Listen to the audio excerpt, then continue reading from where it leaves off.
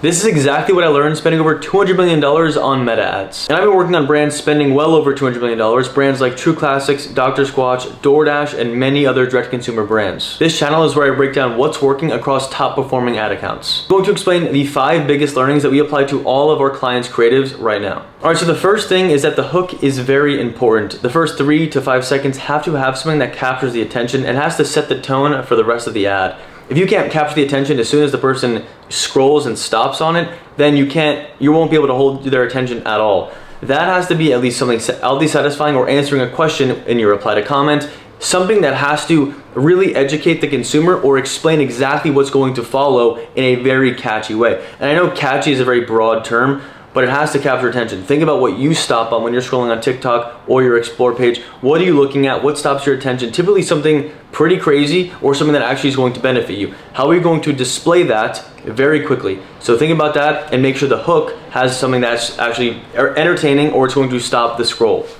Number 2 is that the offer carries a lot of weight. It's the second most important. So you could be selling anything, right? Whether it's pillows, a blanket, a bloating pill. If the offer isn't captivating, no one's really going to care, right? If it's $100 per bottle of a pill, it better have the best benefits of all time. If it's $100 and it's crossed out from $150 and now it's $100, that's a much better deal. It's perceived value, but it's a much better deal. Similar to a buy 2 get one free deal, a buy 1 get 20% off, free shipping, free frother, whether if it's a coffee alternative.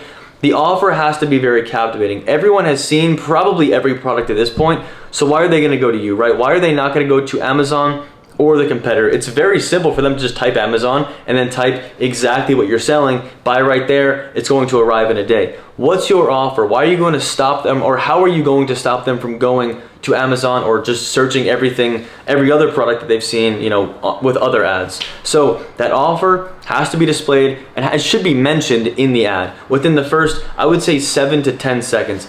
Typically people say that you should put the call to action at the end. I suggest putting it in the middle and of course the end as well, just because almost no one gets to the end. They're going to get average view time is typically 5 seconds, maybe 7 seconds if you have a very long form. Before I go any further, I have an ad agency called AdBlend, MakeWinningAds.com. It's the first link in the description. We make ad creatives that help direct consumer brands scale. If that is you, if you are very interested in scaling your ads and scaling your brand, send me a message there. Just schedule a quick call. We'll hop on a call, 15 minutes. I'll go through the ad account. You can tell me exactly what's working, what's not working. I'll see how we can help. We'll talk very soon, and here's the rest of the video. Ad, let's say it's 2 minutes. I suggest putting the offer at least 7 to 10 seconds in, either half, and then additionally, at the end. The offer is going to push somebody over the edge. Your product is great. Let's say your hook is great. Your angles are great. We'll get to that in a second. Your offer is going to push them over the edge and get that sale. Number 3, the talent must mirror your ICP, your ideal customer profile. Who are you trying to sell to, right?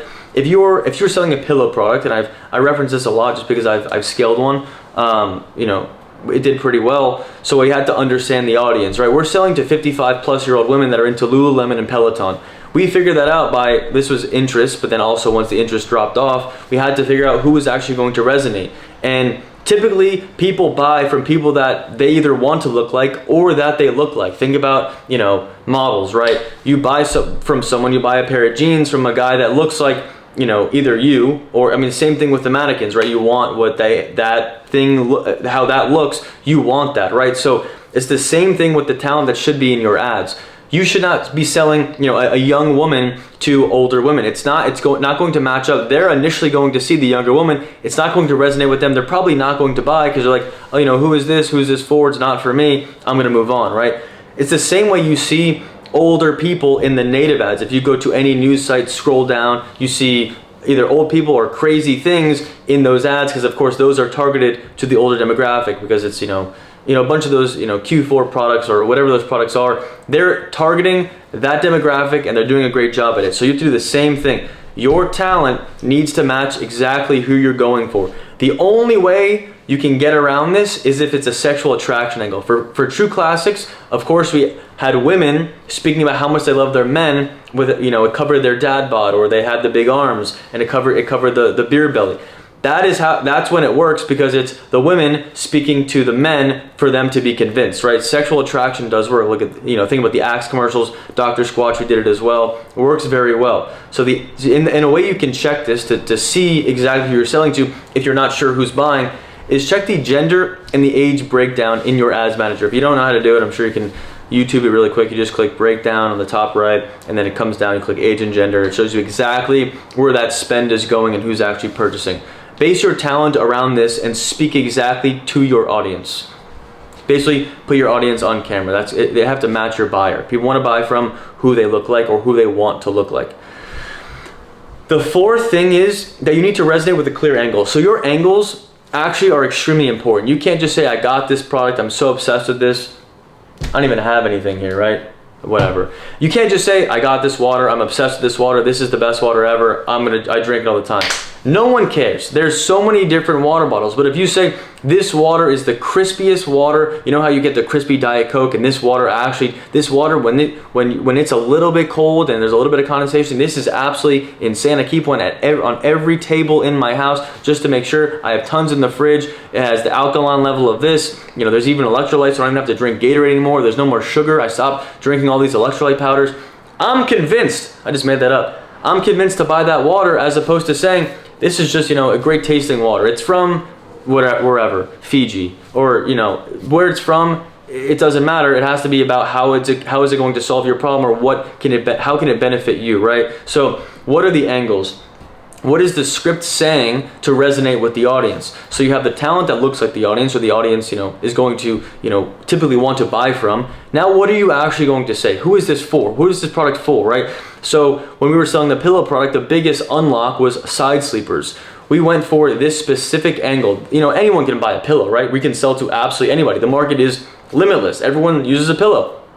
But once we went for side sleepers and we explained how difficult it is to find a pillow for a side sleeper, that's when we really had an unlock, and that's when people started to resonate with the product. I'm a side sleeper. I wanted it because it's so hard to find one. I've had the same pillow for years at this point because it's so difficult to find a new pillow, right? So as soon as we started to say that, people were starting to buy because it was the side sleeping pillow, right? We basically branded it that way, and it started to click, as opposed to, this is the best pillow, I love this, memory foam, it stays cool. Everything stays cool at this point, right? How is it going to be different?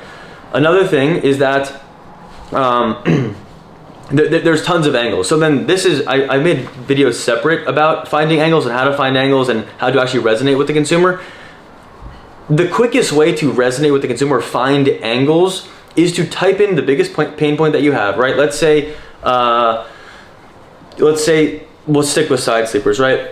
If you type in side sleeper Reddit into Google, you're going to find people discussing all the problems they're dealing with while being a side sleeper. And you're also going to see, couples, or a woman saying, my husband's the side sleeper, he can't find anything, or my wife I got her 5 of these pillows, she's obsessed. You're going to see what people are saying, how they're speaking, different words they're saying, and then you're going to take that and put it into a script. Of course, you could use ChatGPT, take a bunch of screenshots, or copy a bunch of different reviews, and then you can put it in ChatGPT as well. Or you can just, find a huge paragraph of what someone says, funny terms, a funny story, and then turn that into a script as well. Another way, these are just 2 quick ways you can do this. Go on Amazon, go to your competitor's listing, look at the reviews. Typically there should be thousands of reviews on the biggest competitor. Look at all the reviews. Look at the 1-star reviews. See what people hate about it. And then look at the 5-star reviews. I mean, not in that order. See what people love. See what people are saying. What terms are they using? Because I saw one when it was a side sleeping Reddit, when I was doing a different video. The woman said that she tossed and turns like a rotisserie chicken. If I was selling a pillow right now, I would absolutely be pushing this. I felt like a rotisserie chicken before this. That would absolutely crush. I mean, I'm sure of it. That just sounds insane. And then the hook could be a rotisserie chicken. If you're selling a pillow product, try this and please let me know how it goes. But there's so many different words and terms that people are saying that you might not think of, right? So you're typically thinking, let's keep it as simple as possible, which I agree with. But if you just say rotisserie chicken, for example, when we were doing True Classics, we were saying the word Riz when Riz first came out, a few years ago. Saying the word Riz got a lot of engagement because it was a new word. Wow, they're saying this is in an ad. That's crazy, right? That was in a headline. That was also, I had so much more Riz. My confidence was through the roof with these shirts, right? So finding new words or ways your audience are speaking, and then apply that into the script.